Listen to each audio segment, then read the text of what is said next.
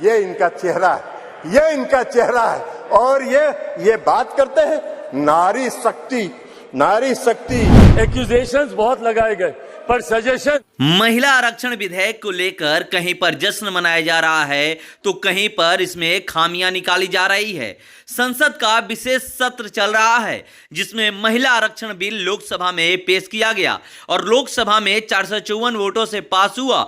उसकी चर्चा अब राज्यसभा में आज होनी है, मगर बिहार के दो दिग्गज नेता जदयू के सांसद राजीव रंजन उर्फ ललन सिंह और सांसद चिराग पासवान लोकसभा में एक दूसरे पर जमकर बयानबाजी किए। सुनिए दोनों क्या बोले। आपको क्या महिला सशक्तिकरण से बात मतलब है? इससे बेहतर और महिलाओं के लिए क्या होगा? आपको कोई महिला सशक्तिकरण से मतलब होती तो इन 27 सालों में क्यों नहीं ये कानून आ गया था? भाषण दे रहे हैं बिहार पहला राज्य है, ये सिर्फ जुमला चल रहा है, समय इनके पास। बिहार से सीखो, अभी बता रहे हैं। जब इसी तथाकथित विपक्षी दलों के गठबंधन के कई नेताओं ने इसको रोकने का प्रयास इनकी तरफ से नहीं आया। कुर्सी को बचाए रखने के लिए कोई भी जुमला ये कर सकते हैं। देरी की इतनी ही चिंता विपक्ष को थी तो इन 27 ये इनका चेहरा है। और ये बात करते हैं नारी शक्ति, नारी शक्ति। एक्यूजेशंस बाबा साहब भीमराव अंबेडकर जो हमारे संविधान के रचयिता हैं सर, उन्होंने कहा था कि किसी भी समाज या किसी भी देश के विकास के मापदंड को अगर परखना है तो वहां की महिलाओं के विकास को आपको देखना होगा। हमारे देश से बेहतर उदाहरण क्या हो सकता है सर? हमारे देश के सर्वोच्च पद पर न सिर्फ एक महिला बैठी है बल्कि अनुसूचित जाति जनजाति से आने वाली वो महिला आज हमारे देश की राष्ट्रपति है। इससे बेहतर और महिलाओं के लिए क्या होगा? सर, आज की इस तमाम चर्चा में 3 बातें बहुत मजबूती से सामने आई। एक कि इसमें देरी होगी, सेंसस आएगा, उसके बाद इसमें डिलिमिटेशन होगा, तब जाकर ये कानून धरातल पर उतरेगा। अगर देरी की इतनी ही चिंता विपक्ष को थी तो इन 27 सालों में क्यों नहीं ये कानून आ गया था?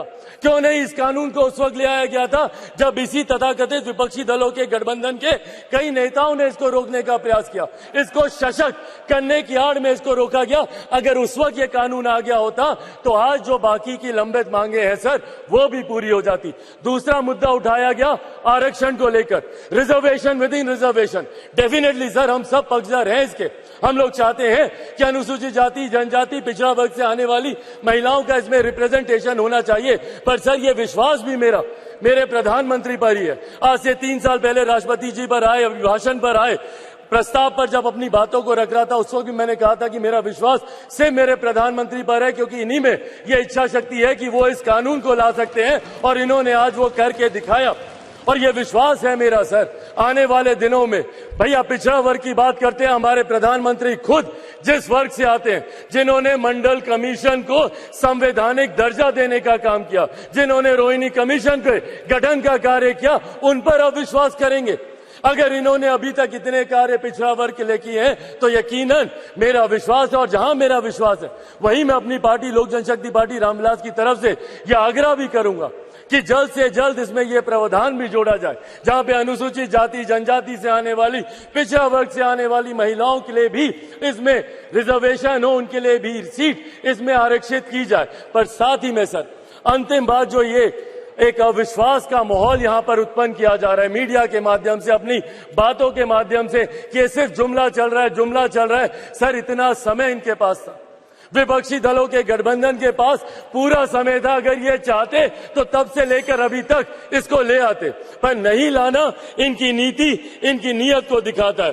अंत में सर, बस मैं इतना ही कहूंगा, एक्यूजेशंस बहुत लगाए गए पर सजेशंस इनकी तरफ से नहीं आए। सर, यह आग्रह मैं करता हूं कि जल्द से जल्द इस कानून को, और तमाम दल क्योंकि इसमें सहमत है, विद कंडीशन सहमत है, पर मैं चाहूंगा कि सर्वसहमति से इसको पारित किया जाए। और अंत में सर, मैं एक शब्द अपने क्षेत्रवासियों की तरफ से, जिन्होंने प्रधानमंत्री जी को बधाई दी है, जमुई के लोग, हाजीपुर के लोग, बिहार की पूरी जनता ने प्रधानमंत्री जी को इस विधेयक को लाने के लिए ढेर सारी बधाई। सीखो यार, बिहार से सीखो, अभी बता रहे हैं बिहार पहला राज्य है, ये भाषण दे रहे हैं। बिहार पहला राज्य है जो 2005 में सरकार बनी, 2006 में 50% महिलाओं को आरक्षण दिया, 2015 में सरकार बनी, महागठबंधन की सरकार बनी, 2016 में 35% राज्य सरकार की सारी सेवाओं में आरक्षण दिया महिलाओं को। 1 साल के अंदर आपकी तरह 4.5 साल इंतजार नहीं करते रहे। कल प्रधानमंत्री जी का सुन रहे थे, आंकड़ा की बात कर रहे थे। अरे आंकड़ा तो आपको 2019 से था, काहे नहीं किया आपने? जब बेंगलोर में, पटना में, बंबई में मीटिंग हुई तो आपकी घबराहट हो गई और उस घबराहट में आप लेके आए। आपको हम बताना चाहते हैं, ये इनको क्या मालूम है दुबे जी को उत्तर प्रदेश में तो अभी सुना रही थी वो कहानी, तो इसलिए बता रहे। 1 करोड़ 30 लाख ग्रामीण महिलाओं को बिहार की सरकार ने जीविका के माध्यम से सशक्त करने का काम किया है, गरीब महिलाओं को।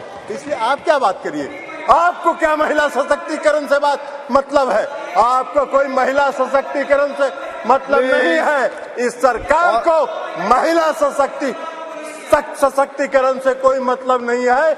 इस सरकार को अपनी कुर्सी से मतलब है और उस कुर्सी को बचाए रखने के लिए कोई भी जुमला ये कर सकते हैं, कोई भी जुमलेबाजी ये कर सकते हैं।